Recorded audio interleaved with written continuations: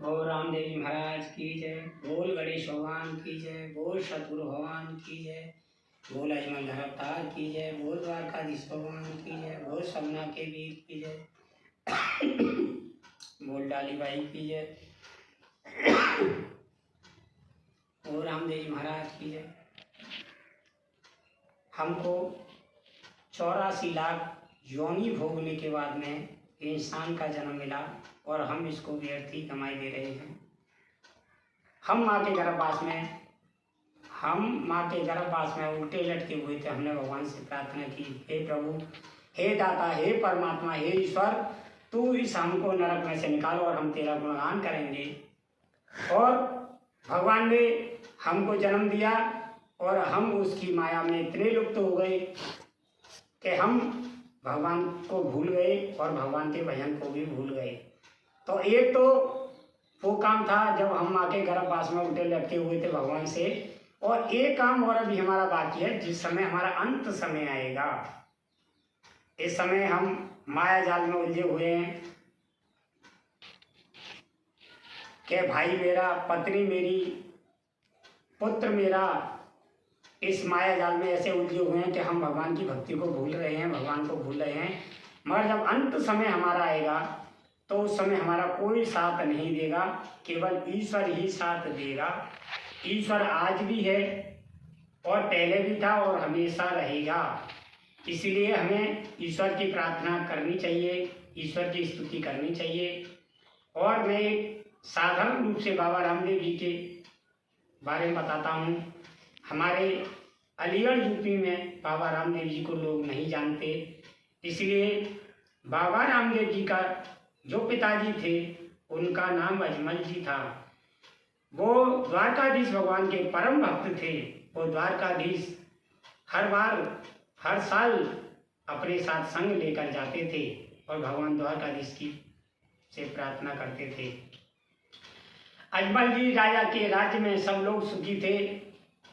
एक तो उनके राज्य में भैरव राक्षस था जो 22 कोस तक जीव जंतु सबको खा जाता था।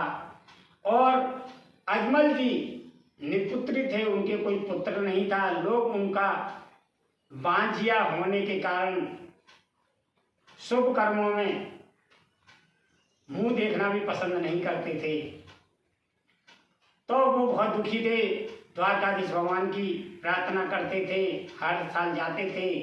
एक बार भगवान द्वारकाधीश के मंदिर में गए और उन्होंने कहा कि प्रभु, मैं हर साल आता हूँ और आप मेरी नहीं सुनते। तो अजमल जी जो थे वो द्वारकाधीश भगवान के लिए चूरमा के लड्डू ले गए और प्रार्थना करने लगे, हे भगवान, हे दाता, हे प्रभु, हे कृपा निधान, आप प्रसाद पाओ। इस तरीके से भगवान से प्रार्थना कर रहे थे और करते करते बहुत देर हो गए, भक्ति में विभोर हो गए।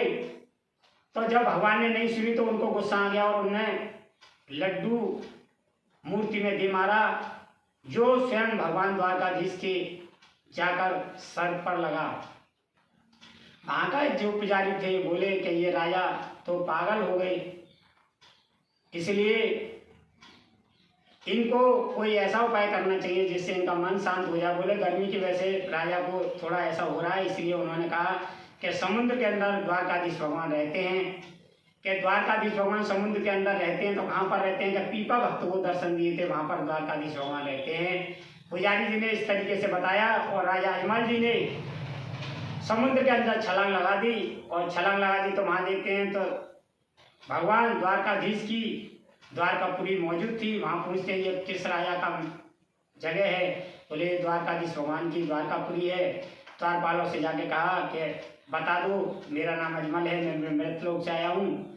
जैसे ही विष्णु भगवान को अंदर जाकर द्वारकाधीश भगवान को बताया तो उन्होंने कहा मेरा परम भक्त है अजमल जी और आप उसको बुला के लाओ। जब वो वहाँ पहुँचते हैं तो भगवान से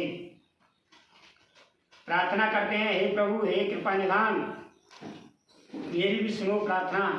तो भगवान बुलाते हैं, गले से लगाते हैं, बैठा लेते हैं और कहते हैं बताओ भक्त क्या परेशानी? बोले प्रभु, एक तो मेरी सबसे बड़ी समस्या है कि भैरव राक्षस, जो भैरव राक्षस है वो 24 कोस तक किसी को नहीं छोड़ता और दूसरी समस्या है कि मैं बांझिया हूँ, लोग मेरा मुख देखना भी पसंद नहीं करते।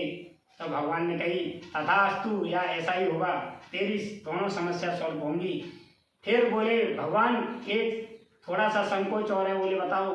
बोले मैं पुत्र चाहता हूँ, पुत्र आप जैसा चाहता हूँ। बोले जा, ये भी इच्छा पूरी होगी। भगवान ने 2 पुष्प दिए कि इसको पालने में रखना और इनकी पूजा करना, और पहला जो बेटा हुआ उसका नाम ब्रह्मदेव रखना, और दूसरा मैं स्वयं तेरे यहाँ अवतार लूंगा। तो अजमल जी बोले भगवान मेरे को कैसे पता लगे कि आपने अवतार लिया है? तो भगवान बोले शुक्ल पक्ष की रोज को दिन शनिवार होगा, चंद्रमा की रोशनी चकाचक होगी, जितने भी पानी के घड़े होंगे सब दूध से भर जाएंगे, और घंटों के मंदिरों में घंटा अपने आप शंख और घंटा बजने लग जाएंगे। इस तरीके से मेरा तेरे यहाँ अवतार होगा। बोल द्वारकाधीश भगवान की जय। बाबा रामदेव जी का इस तरीके से अवतार हुआ अजमल जी के यहाँ पर शुक्ल पक्ष की रोज दिन शनिवार को। और बाबा रामदेव जी का जो स्थान है वो जिला जैसलमेर में जोधपुर से 180 किलोमीटर दूर रामदेवरा के नाम से है, जहाँ पर आप ट्रेन से जा सकते हो, बस से जा सकते हो। बाबा रामदेव जी का रामदेवरा से 5-7 किलोमीटर दूर पोकरण गांव है, यहाँ पर बाबा रामदेव जी का स्थान है।